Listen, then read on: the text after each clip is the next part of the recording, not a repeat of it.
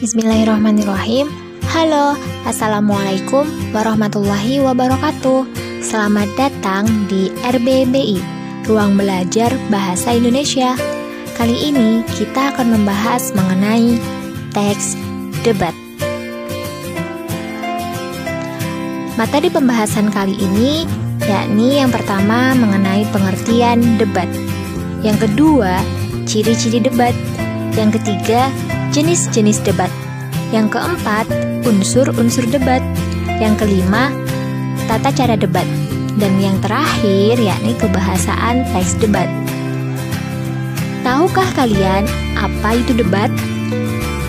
Menurut Kamus Besar Bahasa Indonesia, debat ialah pembahasan atau pertukaran pendapat mengenai suatu hal dengan saling memberi alasan untuk mempertahankan pendapat masing-masing. Sedangkan debat, menurut Henry Guntur Tarigan, ialah suatu argumen untuk menentukan baik tidaknya suatu usul tertentu yang didukung oleh satu pihak yang disebut pendukung atau afirmatif dan ditolak, disangkal oleh pihak lain yang disebut penyangkal atau negatif. Sedangkan debat menurut Doribu Henricus ialah saling adu argumentasi antar pribadi atau antar kelompok manusia dengan tujuan mencapai kemenangan untuk satu pihak. Nah, dari tiga pendapat ini dapat kita simpulkan bahwa pengertian debat ialah kegiatan atau proses saling bertukar pendapat untuk membahas suatu topik atau isu dari sudut pandang yang berbeda. Sedangkan teks debat berarti teks yang berisi kegiatan debat. Tujuan dari debat ialah untuk mendiskusikan dan memutuskan suatu masalah atau perbedaan. Nah, selanjutnya ciri-ciri debat. Ciri-ciri debat terdapat 4. Yang pertama yakni terdapat dua sudut pandang antara pihak yang pro dan kontra. Yang kedua, adanya proses saling mempertahankan pendapat. Yang ketiga, adanya saling adu argumentasi untuk memperoleh kemenangan. Yang keempat, adanya pihak penengah atau moderator. Selanjutnya yakni jenis-jenis debat. Jenis debat yang pertama ialah debat parlementer atau majelis. Debat ini dilakukan oleh kalangan pemerintah. Tujuannya untuk memberi dan menambahi dukungan bagi suatu undang-undang tertentu. Yang kedua, debat pemeriksaan ulang. Debat ini digunakan untuk mengetahui kebenaran pemeriksaan terdahulu. Debat ini dilakukan dalam proses hukum, digunakan untuk memeriksa atau mencari kebenaran dari suatu kejadian. Yang ketiga ialah debat formal, konvensional, atau debat pendidikan. Debat ini dapat dilakukan oleh siapa saja. Tujuan dari debat formal ini ialah untuk memberi kesempatan bagi dua tim pembicara untuk mengemukakan kepada pendengar sejumlah argumen yang menunjang atau yang membantah suatu usul. Nah, setiap pihak diberi jangka waktu yang sama bagi pembicara-pembicara konstruktif dan bantahan. Yang keempat ialah debat kompetitif.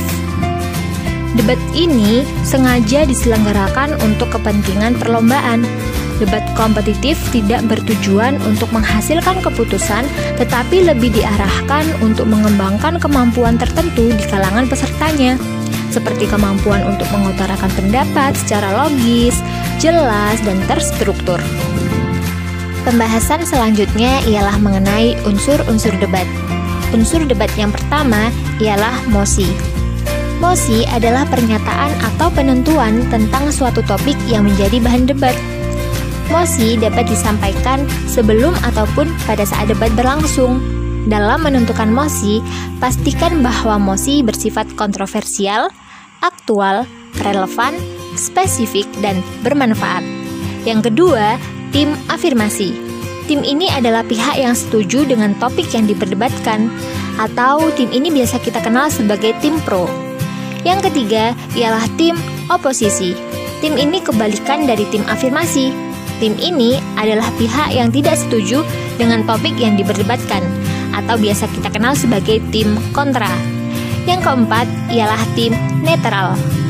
Tim ini ialah pihak yang tidak menaruh dukungan dan tidak condong terhadap salah satu tim, baik itu tim afirmasi maupun tim oposisi. Yang kelima ialah penonton atau juri yang dipanggil. Penonton atau juri memiliki peran sebagai penentu pemenang debat. Karena itu, penonton atau juri harus memiliki wawasan yang sesuai dan mampu bersikap adil, bukan mendasarkan keputusannya pada pendapatnya sendiri. Yang keenam, moderator. Moderator akan berperan sebagai pihak yang memimpin, mengarahkan, dan mengatur jalannya debat. Moderator harus mampu menengahi kedua pihak. Unsur debat yang ketujuh ialah penulis. Penulis atau notulen acara bertugas mencatat hal-hal terkait debat yang sedang berlangsung, misalnya mosi debat, pernyataan moderator, penyampaian masing-masing tim atau pihak, dan hasil keputusan akhir. Pembahasan selanjutnya ialah tata cara debat. Dalam teks debat, tata cara debat disebut sebagai struktur teks debat.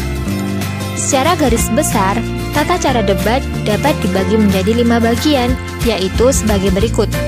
Yang pertama, pembukaan oleh moderator. Dalam bagian pembukaan ini, moderator membuka debat, menjelaskan mosi, memperkenalkan tim dan anggota tim debat, serta membacakan tata tertib debat. Yang kedua, penyampaian pernyataan topik. Pada bagian ini, juru bicara setiap tim menyampaikan pendapatnya terhadap mosi. Pernyataan topik ini dilakukan secara bergantian tanpa ada tanya jawab atau interupsi dari tim lain. Yang ketiga, pelaksanaan debat. Pada bagian ini, setiap tim diberi kesempatan memberikan komentar atau mendebat pendapat tim lain. Tim yang didebat harus mempertahankan pendapatnya dengan menyampaikan argumen-argumen yang mendukung. Yang keempat, simpulan. Pada bagian ini, setiap tim menyampaikan simpulannya terkait mosi setelah mendengar pendapat dan menerima sanggahan dari tim lain. Tahap terakhir yang harus dilakukan oleh pihak yang berdebat, baik itu tim afirmasi maupun tim oposisi, adalah menyampaikan simpulan. Simpulan tersebut dirumuskan berdasarkan pendapat dan argumen yang telah disampaikan sebelumnya. Simpulan dapat juga disebut sebagai hasil dari pembicaraan. Karena simpulan dalam debat disusun berdasarkan pendapat dan argumen yang telah disampaikan sebelumnya, maka penalaran yang digunakan dalam menyusun simpulan debat termasuk dalam penalaran induktif. Ada 3 cara untuk menarik simpulan dengan penalaran induktif, yaitu yang pertama, generalisasi. Generalisasi ini ialah berpangkal pada pernyataan-pernyataan yang bersifat khusus, fenomena-fenomena khusus, kemudian ditarik pernyataannya yang bersifat general atau umum. Yang kedua adalah analogi. Analogi ini ialah proses penarikan simpulan yang didasarkan atas perbandingan 2 hal yang berbeda. Yang ketiga, sebab akibat. Dalam pola penalaran ini, sebab bisa menjadi gagasan utamanya, sedangkan akibat menjadi gagasan penjelasannya, namun dapat juga sebaliknya. Yang terakhir yaitu penutup. Pada bagian ini, moderator menutup kegiatan diskusi. Biasanya berisi ringkasan, bukan simpulan, karena dalam debat seringkali tidak terjadi titik temu untuk menyepakati suatu permasalahan. Pembahasan selanjutnya ialah kebahasaan teks debat. Kebahasaan teks debat yang pertama ialah bahasa baku. Tentu dalam menyusun teks debat haruslah menggunakan bahasa yang baku. Bahasa yang baku ialah bahasa yang sesuai dengan standar dan kaidah bahasa Indonesia. Yang kedua ialah kata denotatif. Kata denotatif ini ialah makna sebenarnya. Denotatif sendiri berkaitan dengan denotasi, yakni makna kata atau kelompok kata yang didasarkan atas penunjukan yang lugas pada sesuatu di luar bahasa atau yang didasarkan atas konvensi tertentu dan bersifat objektif. Yang ketiga, kalimat efektif. Kalimat efektif ialah kalimat yang berhasil menyampaikan informasi atau pemberitahuan dengan singkat, padat, jelas, dan lengkap yang bertujuan mempermudah pembaca atau pendengar memahami informasi yang disampaikan. Yang keempat, kalimat faktual. Kalimat yang di dalamnya mengandung hal atau peristiwa yang benar-benar terjadi. Dan yang terakhir ialah kata personal. Nah, kata personal ini ialah kata yang bersifat pribadi atau berkaitan dengan orang. Baik, itu tadi yang dapat saya sampaikan terkait teks debat. Selamat belajar semuanya. Sampai jumpa di pembahasan berikutnya. Wassalamualaikum warahmatullahi wabarakatuh.